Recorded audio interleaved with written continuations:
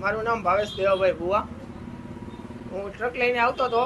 કાળીપાટ ચોકડીએ મારું એક્સિડન્ટ થયેલું છે, બરોબર. તેમાં 3 સવારી હતા.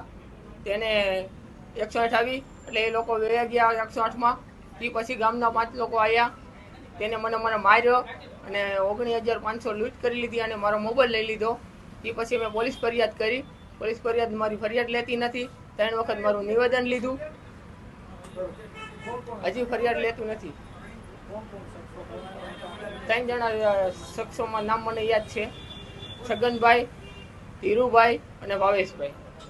હવે તમારી શું માંગ છે? મારી માંગ એવી છે કે મારી ફરિયાદ લઈ લે પોલીસ, બરોબર. હું પોલીસ ચોકીએ ગયો તો, મારા ભાઈને બોલાવ્યો તો પોલીસ ચોકીએ. લોકોએ મને મારા ભાઈને એવું કહે છે કે કેસ પાછો લઈ લો, નકર કે તમારા ભાઈને કે ગમે કેસમાં અમે ફિટ કરી દઈશું.